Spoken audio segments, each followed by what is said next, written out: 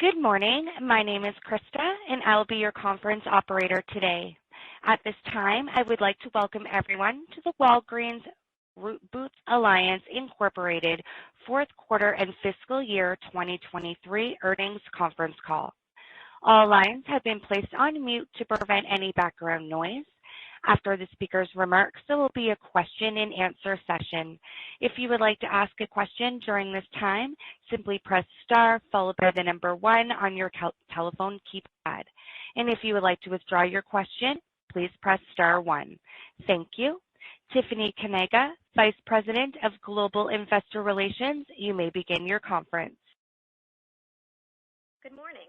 Thank you for joining us for the Walgreens Boots Alliance earnings call for the fourth quarter of fiscal year 2023. I'm Tiffany Kanaga, Vice President of Global Investor Relations. Joining me on today's call are Ginger Graham, our Interim Chief Executive Officer, Manmohan Mahajan, our Interim Global Chief Financial Officer, and John Driscoll, President of U.S. Healthcare. In addition, Rick Gates, Senior Vice President and Chief Pharmacy Officer at Walgreens, and Tracy Brown, President of Walgreens Retail and Chief Customer Officer, will participate in Q&A. All references to the COVID-19 headwind on today's call include U.S. vaccines, drive-through tests, and OTC tests. As always, during the conference call, we anticipate making projections and forward-looking statements based on our current expectations. Our actual results could differ materially due to a number of factors, including those listed on slide 2 and those outlined in our latest Form 10-K filed with the Securities and Exchange Commission. We undertake no obligation to publicly update any forward-looking statement after this presentation, whether as a result of new information, future events, changes in assumptions, or otherwise. You can find our press release and the slides referenced on this call in the Investors section of the Walgreens Boots Alliance website. The slides in the press release also contain further information about the non-GAAP financial measures that we will discuss during this call. I will now turn the call over to Ginger. Thanks, Tiffany, and good morning, everyone. The good news you heard yesterday is that Tim Wentworth has agreed to join WBA as our new Chief Executive Officer effective October 23rd. We're thrilled to have Tim and believe he will make a meaningful contribution to the future of the company with his deep knowledge and expertise in healthcare. We've asked him to make a few comments this morning, and I would like to turn it over to him now. Tim? Thanks, Ginger. I'm excited to join the call today and even more excited to get to work after next week. During my nearly 3 decades in healthcare, I've led efforts to create innovative and flexible health services to meet the needs of health plans, employers, and government organizations, as well as their employees and members. And you know, whether building a team that grew the largest, most operationally efficient PBM in the country, or helping to establish Accredo as the most significant specialty pharmacy in the United States, or helping to put together Evernorth, a $100 billion plus health services business, I've consistently built relationships and offered solutions both for customers who are looking for a trusted, innovative partner who listens, and for patients who are looking for access and affordability. This impact was the direct result of having a winning team of employees and a culture that valued patients. Now, I know WBA. I have worked with Walgreens as a customer, partner, competitor, investor, and family member, and I understand the challenges ahead for us as well as for the healthcare industry. Walgreens was built on convenience, access, and trust, and has unique advantages in today's healthcare environment. I see the opportunities before us to build on our pharmacy strength and our trusted brand to evolve healthcare and the customer experience to deliver better outcomes at a lower cost. Now, I've learned a lot over the recent weeks, as you might imagine. I've spent time with each and every board member, talking about the future and their priorities, learning about our challenges and opportunities, and most importantly, the importance of execution. Those discussions inform my own research. And of course, I have my personal experiences. For example, just last week, Maeve, a terrific store employee in Rochester, New York, professionally and cheerfully delivered to me a critical prescription to help my mother. It was the kind of experience I appreciate and everyone deserves. And I know that Maeve is surrounded by committed pharmacists and other team members, all of whom together can improve the lives of each person who walks through our door, in my mom's hometown Walgreens in Rochester, and in every store we operate. All of these experiences together made my decision to join WBA, frankly, an easy one. There is a reservoir of goodwill for this company across communities and a substantial opportunity to return value to our customers, employees, and shareholders. Alongside the board, our team members, and partners, I'm enthusiastic about our future and realizing our healthcare strategy and vision. I'm humbled to serve as WBA's next CEO and look forward to speaking to many of you in the coming weeks. Ginger, thank you. And thank you to the entire WBA board for this opportunity. I'll now turn it back to you. Thanks, Tim. I'm excited and looking forward to working with you. While Tim won't be on the Q&A, I'm sure he will be talking with all of you soon after he joins the company. With that, let me turn to our business results. My time here has been very focused on stabilizing our talent, addressing our level of spending relative to the scale of our business, and critically reviewing our capital allocation across the business.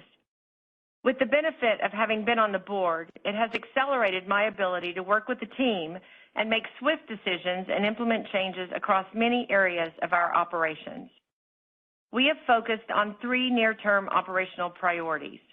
We must support our customer-facing activities, scrutinize every penny of spend that does not directly benefit the customer, and improve cash management. I will restate what we know and is critical to our future. We believe the fundamentals of our core business remain strong. We dispense over 1 billion prescriptions annually across our retail and specialty pharmacies. We play a key role in healthcare delivery in this country. 78% of Americans live within 5 miles of a Walgreens or a Duane Reade, and 58% of us are likely to visit a local pharmacy as the first step for a non-emergency health need. Our trusted brand, deep community relationships, and convenience form the foundation of our pharmacy business and are our platform for growth as we expand throughout other areas of healthcare. I see significant opportunity to improve the cost base of this business. During the last 6 weeks, we have taken decisive actions to right-size our cost structure. We expect over $1 billion of cost savings during fiscal year 2024 based on the actions we have already taken and are in progress. Examples include reducing our headquarter cost, going line by line, expense category by expense category, and reducing all non-essential spend. We've reviewed and are reducing areas for contracted or project work. We are altering our store operating hours based on local market trends. We are closing unprofitable stores. We're driving supply chain efficiencies, including using AI to more accurately forecast demand and optimizing our transportation network. We're also implementing centralized services that control inventory, reduce workload, and provide better customer support. We're taking a hard look at all projects and stopping those that are not essential. These actions reduce expenses, but more importantly, they help focus our energy on the most important needs for the business and for our customers. We are more aggressively managing decisions that impact cash. This includes working capital management, targeting over $500 million of improvement, and defining near-term capital expenditure reductions, which we expect will bolster our balance sheet and support our priorities. Let me give you some examples.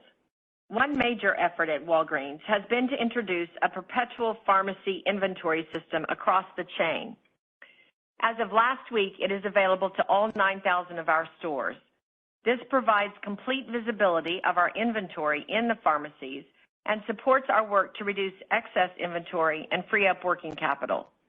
It also has many benefits for the pharmacy staff, and feedback has been overwhelmingly positive as it simplifies workflows, reducing store-level activities.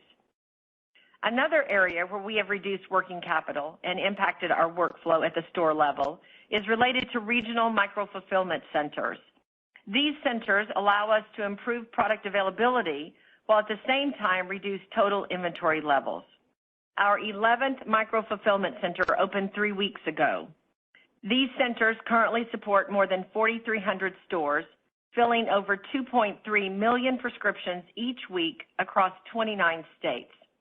As we fill more prescriptions centrally, it frees up our staff to spend more time with customers, offering other health-related products and services, and it relieves some of the pressure on store staffing. It is important to note that we have paused further expansion of our fulfillment centers to first drive improvements in the rollout so we may fully realize the many benefits the centers offer: working capital reduction, inventory tracking and control, customer service enhancements, workflow improvements, and reduction in cost to fill. The team has defined threshold requirements of performance before we move to implement the final 5 locations. There is significant opportunity to reduce retail inventory and optimize our retail product mix. We are reducing SKUs, addressing slow-moving product categories, and moving e-commerce shipments to fulfillment by our stores, getting the delivery to the customer in most cases in less than 1 hour. This is augmented by real progress on our own brands, which offers a big opportunity that we have been slow to capture. All of these working capital improvements yield customer service benefits and workflow improvements for our staff. Cash is also influenced by our capital expenditure budgets, and we are reducing our capital expenditures in fiscal year 2024 compared to last year, down approximately $600 million. We have already identified many of the actions required to deliver this improvement, and to ensure that we execute, all capital and project expenses are now being reviewed and approved centrally. One other important action I want to mention is our return to the office. I have recently communicated that our leaders are expected to return to the office this month, and all other team members are expected back in late November. We're convinced that our ability to act quickly, deliver priority projects, and respond to business demands will be improved by being together. With that, I'll hand it over to Manmohan to review our financial results and our outlook for fiscal year 2024. Thank you, Ginger, and good morning. Fourth quarter adjusted EPS came in near the low end of the range provided on June 27th, and in line with our update on September 1st. Our results reflected a further slowdown in respiratory events, shifting consumer behaviors driven by a challenging macroeconomic environment, and lower COVID-19 related contributions. Overall, we delivered 8.3% sales growth on a constant currency basis. This includes $1.4 billion in growth in our healthcare business versus the prior year. Our U.S. retail pharmacy business grew 3.6%, and our Boots UK business delivered 10.9% sales growth. Adjusted EPS of 67 cents was down 18% on a constant currency basis. The 18% decline was driven by lower COVID-19 contributions, lower sale leaseback gains net of rent, and a higher tax rate. We saw positive results from underlying retail pharmacy performance, lower incentive accruals, strong international growth, and improved profitability in U.S. healthcare. GAAP net loss of $180 million improved by $235 million compared to prior year. Remember that we had a $783 million non-cash impairment charge in the year-ago quarter. The loss in the quarter was driven by charges for certain legal and regulatory accruals and settlements, and one-time charges related to transformational cost management program. Now let's move to the year-to-date highlights. Fiscal 23 sales increased 5.6% on a constant currency basis. Adjusted EPS of $3.98 was down 20.3% on a constant currency basis. Our results reflected lower COVID-19 contributions and increased labor investments. These challenges were partly offset by lower incentive accruals, growth in international, and retail performance in the U.S. GAAP net loss was $3.1 billion compared to net earnings of $4.3 billion in fiscal 22. Fiscal 23 included a $5.5 billion after-tax charge for opioid-related claims and lawsuits. Now, let's move to the U.S. retail pharmacy segment. Comp sales growth was 5.7%, reflecting higher brand inflation and mix impacts in our pharmacy business and comp script growth. AOI was down 29.4% in the quarter, reflecting a 27% impact from lower COVID-19 contributions and a 17% impact from lower levels of sale-leaseback gains net of rent, higher underlying pharmacy gross profit, and lower incentive accruals contributed positively to AOI. Let me now turn to U.S. pharmacy. Pharmacy comp sales increased 9.2% in the quarter, driven by brand inflation and mix impacts, and comp script growth. A weaker than normal respiratory season and impact of Medicaid redeterminations resulted in a weaker overall prescription market during the quarter. Third-party market data showed flu, cold, and respiratory activity down 35% compared to the prior year quarter. Despite these weaker trends, comp scripts grew 1.6%, excluding immunizations. We administered roughly 400,000 COVID-19 vaccinations in the quarter, down from 2.9 million in the prior year quarter. Excluding the impact of COVID-19, fourth quarter adjusted gross profit increased versus the prior year period. Turning next to our U.S. retail business. During the quarter, the retail business was impacted by a weaker than normal respiratory season and a continued shift in consumer behaviors driven by a challenging macroeconomic environment. As a result, comparable sales declined 3.3% in the quarter. There are three main drivers. First, an 80% decline in COVID-19 test kits impacted growth by around 160 basis points. Second, weaker cough, cold, flu sales had an approximately 100 basis points impact. And lastly, we were impacted by approximately 60 basis points from summer seasonal weakness as customers continued to pull back on discretionary spending, reflecting the challenging macroeconomic environment. Looking at category performance, we saw a decline in health and wellness, while personal care and beauty both grew low single digits. Retail gross margin was impacted by elevated shrink and lower sales in higher margin categories such as cough, cold, flu, seasonal, and COVID-19 test kits. Despite the pressure in the second half, gross margin grew by nearly 100 basis points in fiscal 23, on top of a 100 basis point increase in the prior year. Turning next to the international segment, and as always, I will talk in constant currency numbers.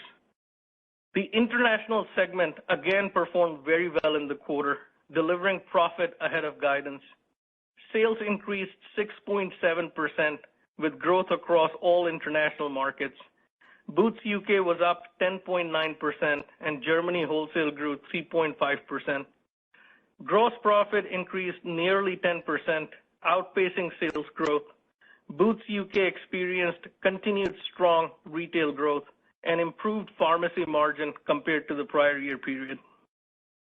Despite higher inflation and increased store-related costs, SG&A as a percentage of sales improved, benefiting from disciplined cost management. These impacts resulted in adjusted operating income growth of 52%. Let's now look in more details at Boots UK. Comp retail sales increased 11.7% on top of a 15.2% comp in the prior year quarter. Boots grew market share for the 10th consecutive quarter, approximately 1 percentage point versus the prior year quarter, with gains in beauty and health and wellness. Boots.com sales grew 29% year on year and represented over 13% of our UK retail sales. Turning next to U.S. healthcare. U.S. healthcare segment results were in line with the guidance provided on June 27th, with AOI and adjusted EBITDA both up sequentially and year over year. The business continues to rapidly scale with fourth quarter sales of $2 billion, reflecting the acquisition of CareCentrix, the acquisition of Summit Health by VillageMD, and growth in all businesses.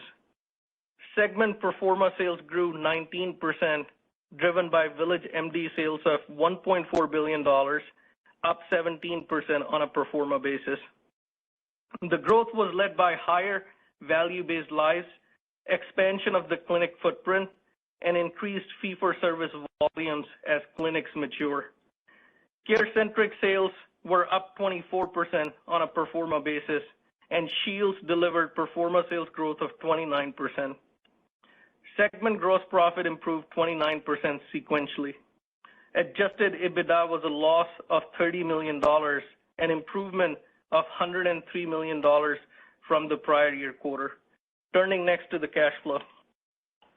We generated $2.3 billion of operating cash flow in fiscal 23, reflecting lower COVID-19 contributions, opioid settlement payments, and losses in our U.S. healthcare segment. Fiscal 23 capital expenditures of $2.1 billion increased by approximately $400 million compared to the prior year. This was driven by growth initiatives, including VillageMD and the micro-fulfillment center rollout. This resulted in free cash flow of $665 million. We also reduced debt by $2.6 billion in fiscal 23. As Ginger discussed, we are taking a number of actions to drive improvement in free cash flow in fiscal 24, including approximately $600 million in reduced capital expenditures and approximately $500 million benefit from working capital optimization initiatives. I will now turn to our fiscal 24 guidance. We are guiding to fiscal 24 adjusted EPS of $3.20 to $3.50, down from $3.98 in fiscal 23. Before discussing underlying performance, I want to mention some key headwinds that we will face in fiscal 24. These include lower sale and leaseback contributions, a higher tax rate, and lower COVID-19 contributions.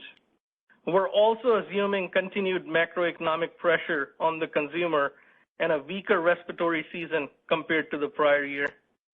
Excluding the impact of these headwinds, our forecast assumes underlying growth, which is primarily driven by two factors. First, we expect accelerating profitability in our U.S. healthcare business in 2024 as the segment continues to scale, with adjusted EBITDA expected to be at or around breakeven. Second, we expect U.S. retail pharmacy underlying adjusted operating income to be driven by immediate actions to improve the cost base and modest underlying growth in both retail and pharmacy. Let me now illustrate the larger moving pieces as we bridge from fiscal 23 to fiscal 24. I mentioned three notable headwinds to adjusted EPS. Sale and leaseback is estimated to have a negative year-on-year impact of between 11 to 13%. As we have said before, we do not expect any contribution from sale and leaseback beyond fiscal 24. Tax rates will be higher in 2024, increasing by approximately 10 percentage points compared to 2023 due to higher international rates and benefits recognized in 2023 that are not expected to repeat in 2024. Finally, we're projecting lower COVID-19 contributions that result in a 6 to 7% year-on-year impact. Excluding these impacts, we expect underlying growth of 9 to 12%, driven by accelerating profitability in U.S. healthcare and immediate actions to improve our cost base across the company. Let me now walk you through the 2024 guidance in greater detail. Overall, we expect total sales in fiscal 24 to be up 1 to 4% on a constant currency basis. Adjusted operating income is expected to be down 5 to 12% on a constant currency basis. Let me now walk you through the assumptions and guidance for each of our reporting segments, starting with U.S. retail pharmacy. U.S. retail pharmacy segment sales are projected to be flat to up 2%. AOI will be negatively impacted by approximately 8 percentage points from the lower COVID-19 contributions and roughly 11 percentage points of lower sale and leaseback gains. Excluding these impacts, the underlying business is projected to drive 5 to 10% AOI growth. I will now take you through the key business drivers. First, we anticipate script volume growth driven by overall market growth. On reimbursement, we have roughly 75% of the contracts signed for calendar year 24. We do expect reimbursement pressure to be less of a headwind in fiscal 24 than in fiscal 23. We're projecting approximately 5 million COVID vaccinations in 2024. Quarter to date, we're well on track and have already administered over 3 million COVID vaccinations. In retail, we expect margins to benefit from our category performance improvement program and a roughly 1 percentage point increase in own brand penetration. At the same time, we're adopting a prudent approach. We see a continuation of the challenging trends that impacted the second half of fiscal 2023. We're projecting flat comparable sales due to a milder cough, cold, and flu season year on year, lower COVID OTC test kit volume, and continued consumer pressure. We're also planning a higher level of shrink, which has been increasing in the last several months and continues to represent a serious systemic issue across the retail industry. Within SG&A, we expect to achieve over $1 billion of cost savings during fiscal 2024, as Ginger has already described. Turning next to guidance for the international segment. Segment sales are projected flat to up 4% on a constant currency basis. We expect adjusted operating income of $745 to $770 million, representing a constant currency decline of 18 to 21%. The year-on-year decline is entirely driven by property transactions during fiscal 23, which will not be repeated, and the pending sales of the business in Chile. Excluding those impacts, we expect AOI growth to be flat to up 2%, with continued execution within Boots UK retail business held back by the impact of inflationary pressures. Now let's turn to U.S. healthcare. We are focused on driving improved financial performance for U.S. healthcare in 2024. We expect fiscal 24 sales of $8.3 to $8.8 billion, reflecting first full year of Summit Health and ongoing growth in all businesses. On a pro forma basis, we see sales growth of 10 to 17% and expect fiscal 24 adjusted EBITDA to be break-even at the midpoint of the guidance range.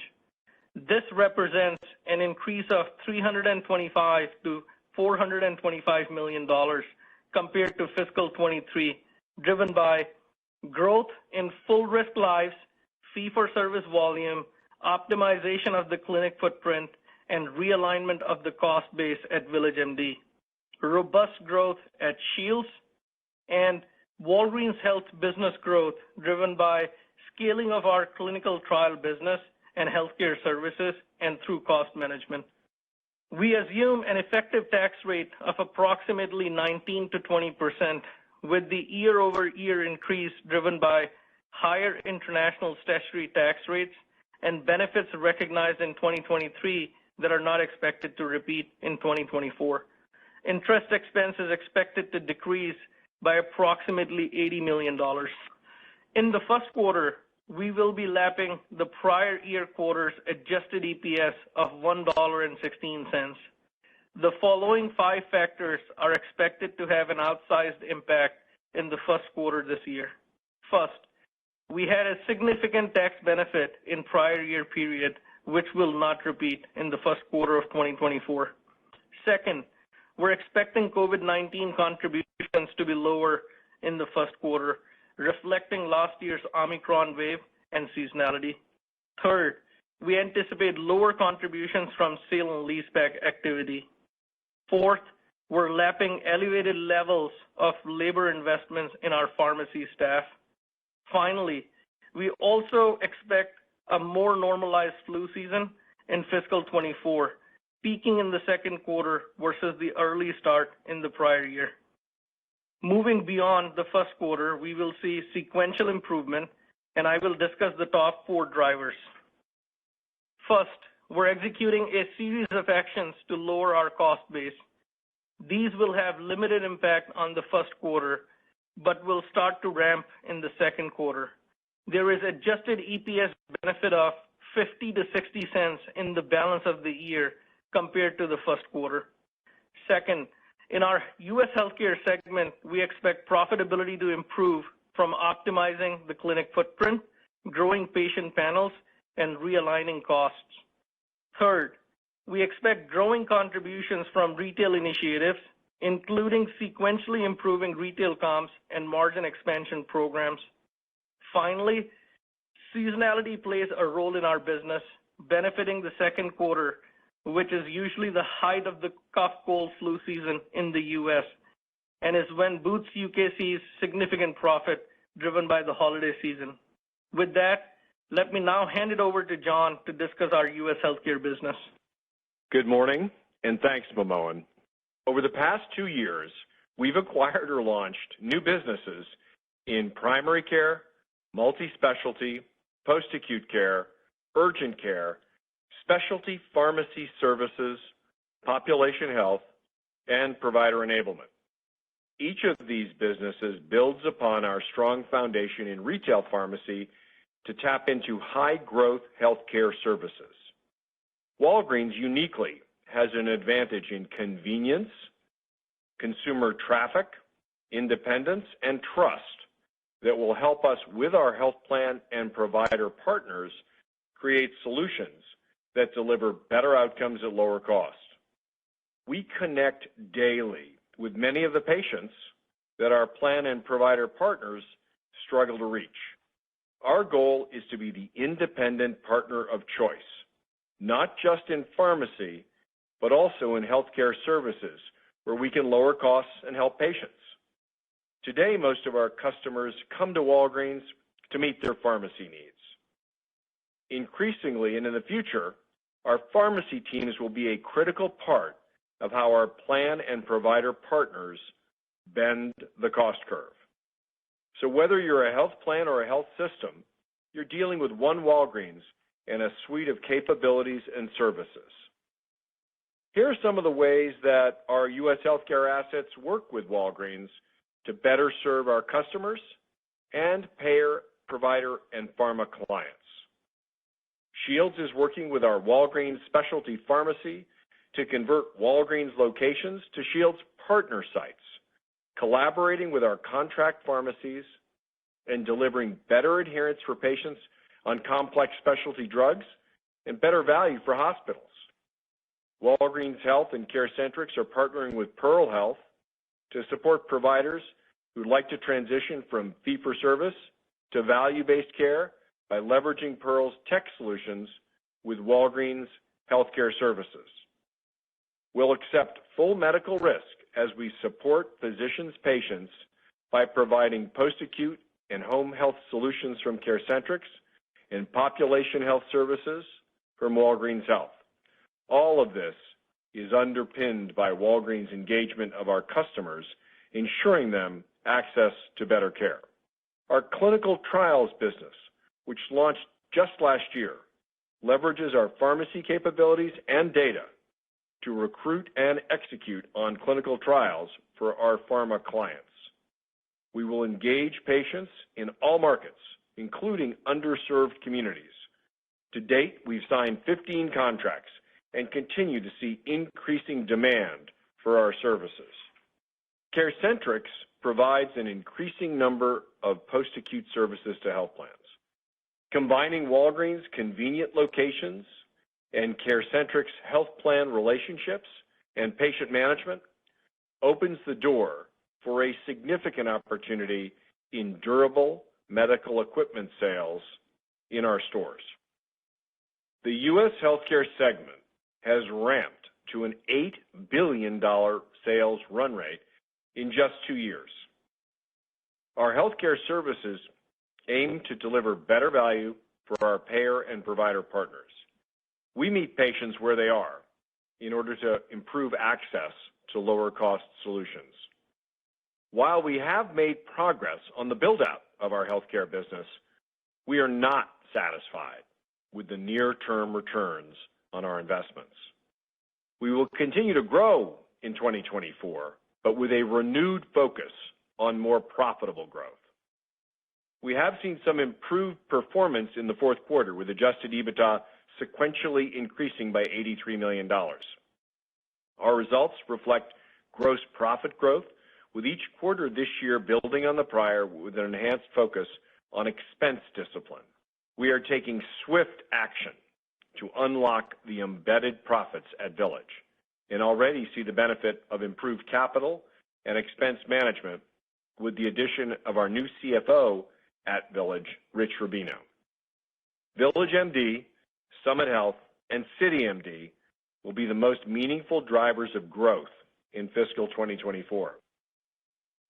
It has taken us longer than anticipated to realize the cost synergies across the combined assets. We also need to solve for a less efficient cost profile and excellence in execution. We believe that we can best enhance VillageMD growth and value by focusing on increased density in our highest opportunity markets and expanding integration of our digital assets. As we grow, we are constantly evaluating our footprint. With that, we plan to exit approximately 5 markets and approximately 60 clinics in fiscal 2024. These exits may take a variety of forms, including outright sales and hybrid equity arrangements as examples. As we exit these non-strategic markets, our long-term focus will be on achieving density in those regions with the greatest potential to drive future profitability growth and where we can best serve patients with our consolidated set of assets. The VillageMD model works, as evidenced by the consistent performance of reducing total cost of care and improving outcomes in our more mature markets. VillageMD has a Net Promoter Score of 89, which is 1 point higher than what I shared a year ago. We are also launching new virtual and less capital-intensive models. In August, we launched a pilot program with CityMD and Duane Reade, where a Duane Reade Walgreens customer can click a QR code and set up a visit at CityMD or a virtual telehealth visit with a clinician. We plan to roll out this digital partnership across Manhattan in the fall. Our VillageMD business is a primary care-led, risk-bearing platform serving all customers and payers, focusing on utilizing their technology platform to deliver the best health outcomes in a lower total cost of care. Growth in clinics translates into growth in full risk lives, as evidenced by the growth in member months in all markets and mature markets. From fiscal year 2022 to 2023, VillageMD has grown full risk member months by 40% across all markets and 24% in our mature markets. Even with the rapid growth of VillageMD clinics, we're seeing positive proof points of the business's ability to perform in full risk arrangements. For our full risk MA population in 3 mature markets, we've seen Village bend the cost curve across multiple payers. Going forward, as we focus on more profitable growth, we will build on positive clinical margin to deliver contribution margin on a consolidated basis. Next, I'd like to discuss our latest Walgreens Health partnership. We're partnering with Pearl Health, a provider enablement company that can help Walgreens expand our risk offering to more community-based primary care providers. Walgreens and Pearl together will provide a management services offering, with Walgreens providing prescription fulfillment, medication adherence, immunizations, care gap closures, and diagnostic testing. Integrating local Walgreens pharmacies translates into more access to members with chronic illness and more opportunities to influence better patient outcomes. This partnership enables physicians and health systems to work with us to manage the chronically ill in a much more targeted fashion.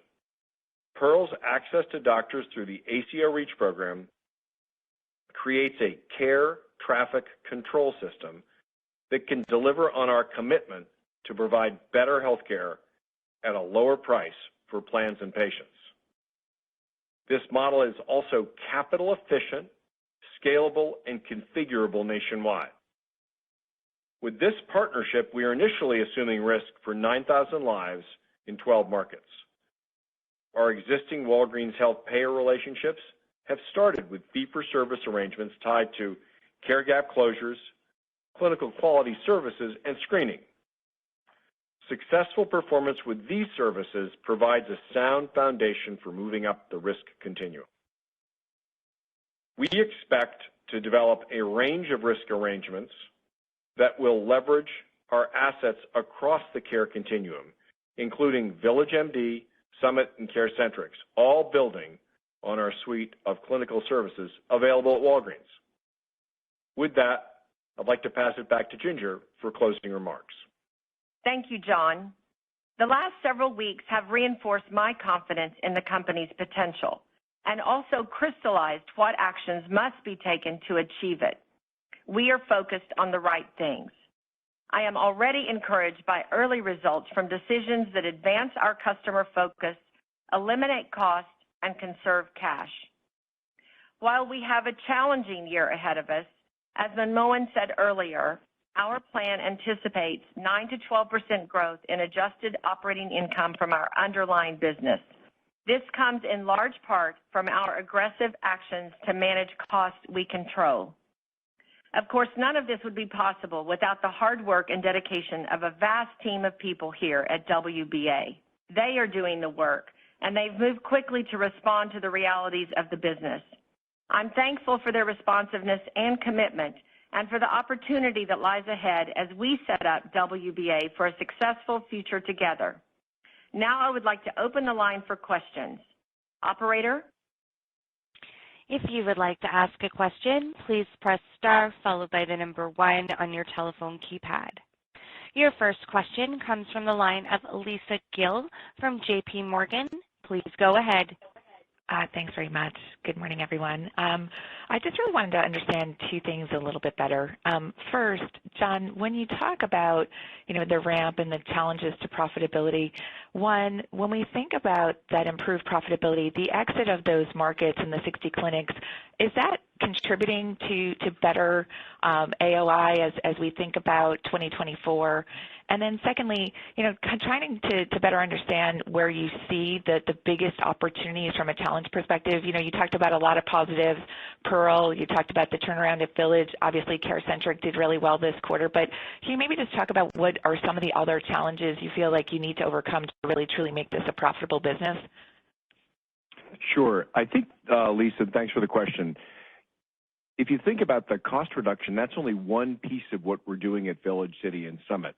It's really a three-pronged strategy. We are right-sizing the footprint and getting our expenses in the right place. There are revenue synergy opportunities, and we're seeing consistent growth in core revenues, which indicate that there's some opportunity on the margin side, which we are quickly getting after. And in the rest of U.S. healthcare, actually, we're seeing substantial growth and building profitability in CareCentrix, Shields, our analytics business, our U.S. healthcare business. So we're seeing substantial demand. Clinical trials is doing quite well. And so I think as a portfolio, we are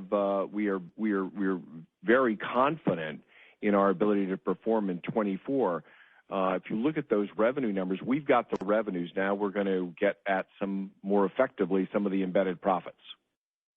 And then, just as it ties into kind of what everybody's talking about on the retail side, right? And I know you've given some guidance there, but as we think about, expectation of scripts coming down, I would think that maybe there's an opportunity for more scripts to be pulled through into Walgreens. I understand respiratory, et cetera, but maybe if somebody can comment, Rick, if Rick is on the call, how do you think about, that pull through an opportunity on the scripts, excluding what we're seeing on the respiratory side?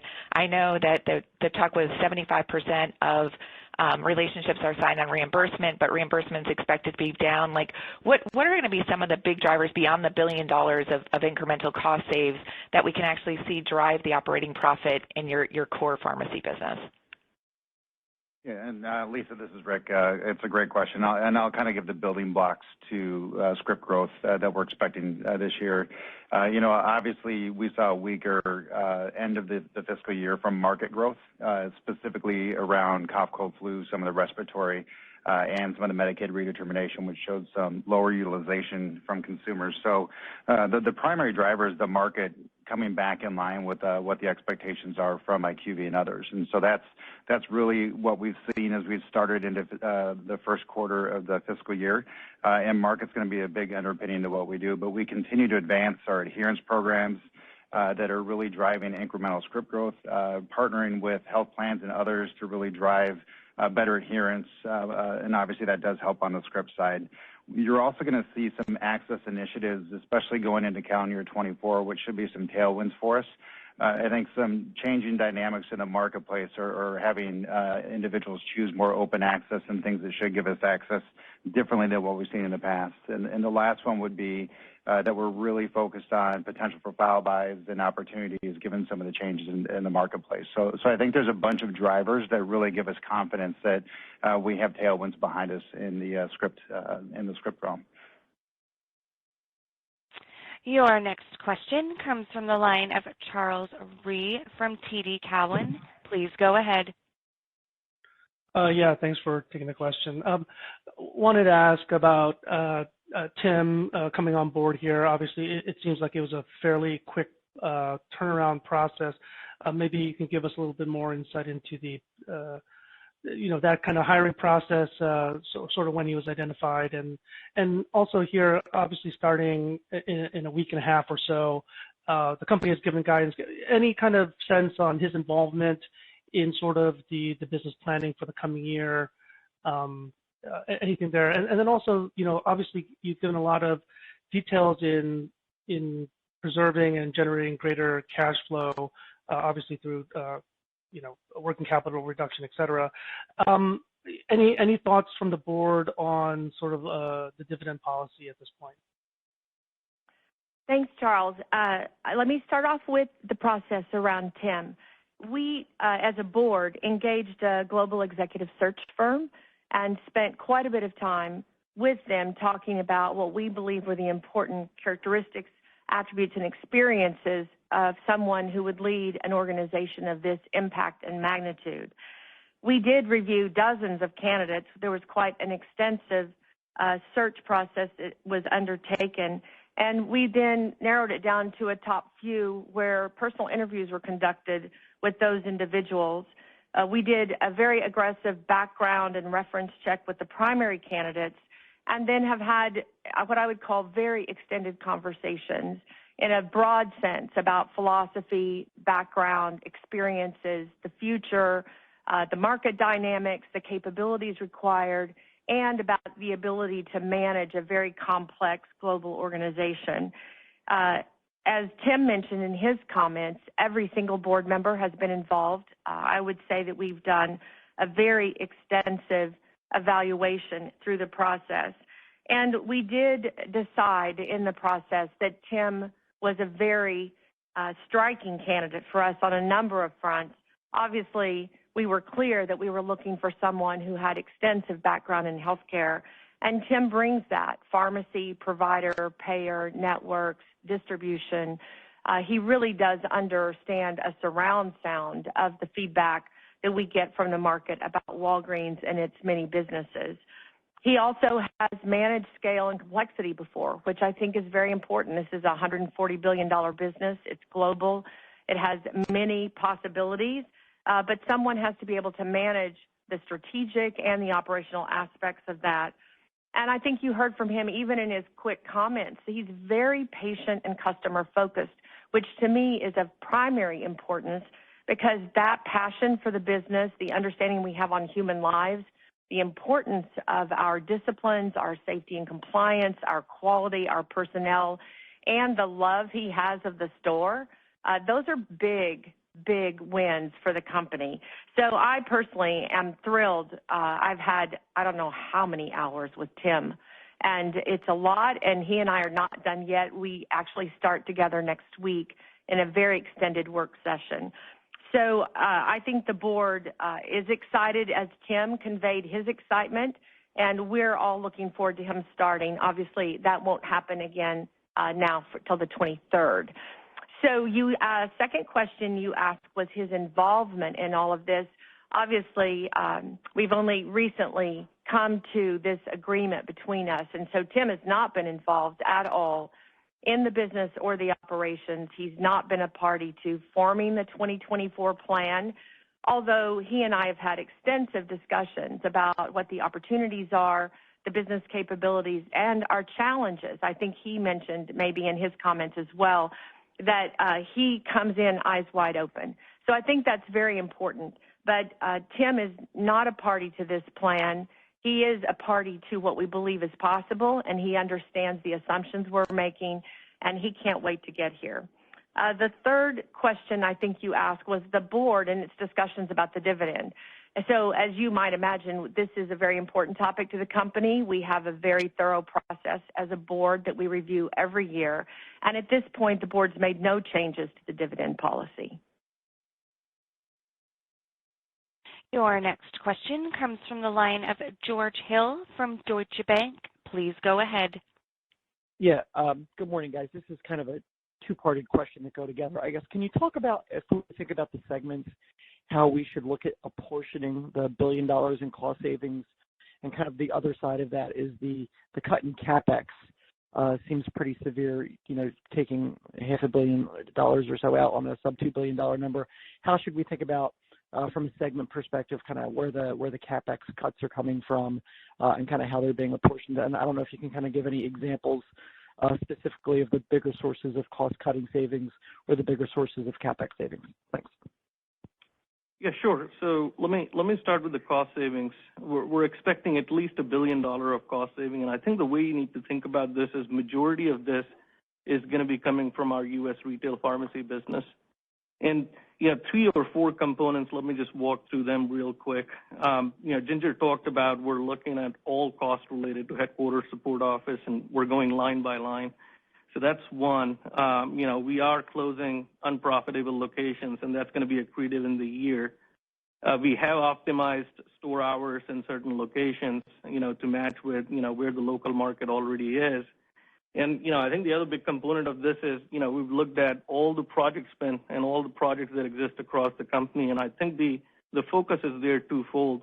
More importantly, it's how do we focus the organization on, customer-focused initiatives so that we deliver more value, but then obviously, reducing the spend on the income statement.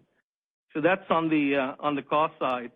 Look, on the CapEx side, I'd say, if you look at the trend we've seen, you go back to maybe fiscal 22, I think we were at around $1.4 billion in the year. We increased, to, this is 21, sorry. So, and then we went up, $300 million. And, again, last year was the peak of 2.1. And so all we're trying to achieve here is getting back to kind of the normal levels of CapEx here. 2 parts that are going to contribute into this, again, is one, as John talked about, we're very focused in our healthcare segment on profitable growth. And so, we will see a lower level of CapEx or growth CapEx, coming out from U.S. healthcare segment.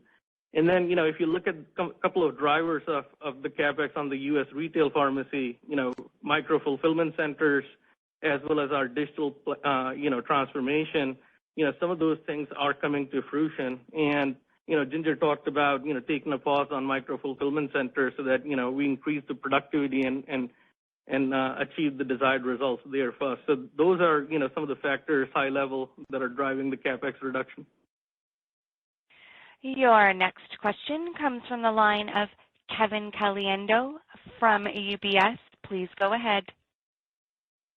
Thanks, and thanks for taking my question. The 60 clinics that are closing, sort of what was the driving factor there? Why were they not successful? Was it competition in the marketplace? Was it payer relationships? Like, why weren't you able to drive volumes in those markets? What happened there? What can you learn from that? Kevin, it's a fair question. I think the way to think about the 60 clinic reductions is that some of them will be closed. In some cases, we're going to transition those to affiliate relationships. But it comes down to how quickly can we unlock profitable growth. And in the Village City Summit, it's about concentration of power and relevance within certain markets. Every one of our clinics actually shows month-over-month growth, but we don't see the growth coming fast enough in certain markets, and so we're going to pivot there and be very focused on where we can drive the most profitable growth. We're growing through the right sizing of our footprint and some of the changes in our relationships, but our strategy going forward will be really focusing on markets where we see that momentum and scale and at a level that we want to see to drive the profits and the margin expectations that we want. So it's really more of a discipline around focusing on markets where we can go deep and continue to grow in a compounded, serious way profitably. Okay, that's helpful. Can I just ask a quick follow-up on cash flow? Is the right way to think about it, I know you didn't provide fiscal 24 free cash flow, but should we take the 655, add the $600 million and reduced CapEx, $500 million benefit in working cap, and then adjust for net income? Is that like a rough range of where you think it should come out for fiscal 24? Yeah, sure. So, look, as you understand, and as you rightly pointed out, we do not generally provide guidance on the free cash flows. But we have outlined, we do expect significant growth. And, what we did here is we've carved out, two significant drivers year on year. But having said that, and let me add a third one to that as well. Just, on the U.S. healthcare, we are expecting in fiscal 24, at the midpoint of the range to be, break even on the EBITDA. And when you look at that year on year, that is significant improvement on the cash as well. Now, having said that, we're also, looking at other, offsetting items. So we just want to make sure you have kind of the three, we do expect significant improvement, and you have those three key drivers there. Your next question comes from the line of Brian Tanquilut from Jefferies. Please go ahead. Hi, good morning. I guess, John, just a question on VillageMD, right? You're clearly showing some expectation for meaningful year-over-year improvement there, or at least the whole Walgreens Health segment. As I think about the fact that you're opening new clinics, how does the J-curve factor into this, right? Because I'm just trying to bridge to that significant improvement when you're opening new clinics, presumably you will lose money. Sure. Well, first of all, I think we're essentially stopped the opening of new clinics. But remember, the J-curve really refers most clearly to Village. With Summit and City, we've got consistent growing revenues that balance that a bit and actually help kind of show a better profit profile. And then we've got solid growth building quarter over quarter with Shields, CareCentrix, our analytics business, our clinical trials business, and U.S. healthcare. So I think you've got to think about it as a portfolio. The J-curve specifically impacting the new clinics that we are in the early stage clinics for Village, but we've got a lot of other levers to pull or really advantages in the momentum and the margin profile, improving margin profile across the other businesses. Your next question comes from the line of Elizabeth Anderson from Evercore ISI. Please go ahead. Hi, guys. Thanks so much for the question. One thing that's been obviously a hot topic this year is utilization.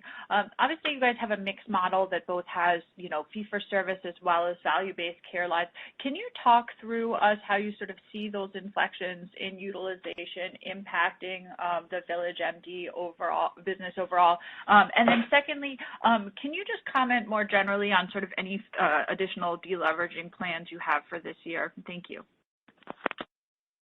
I think on the utilization, utilization is our friend, obviously, at City and at Summit, and has been more of a headwind in Village.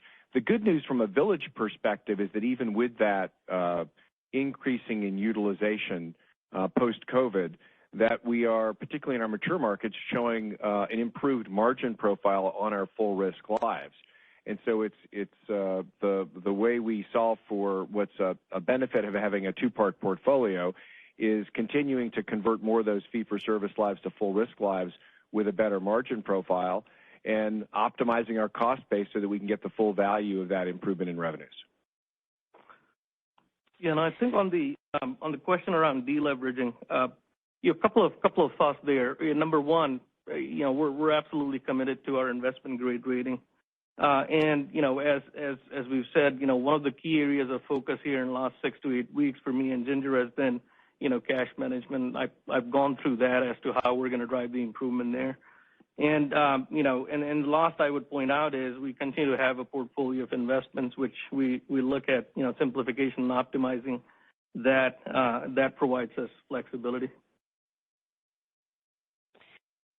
Our final question comes from Eric Percher from Nephron Research. Please go ahead.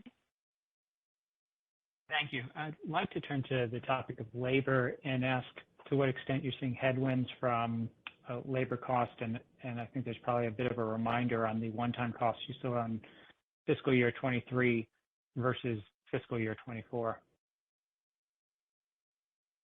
Yeah, maybe let me start with the one-time cost. So look, we have significant savings here that we're going to achieve in fiscal 24, and obviously there is going to be a cost associated with it.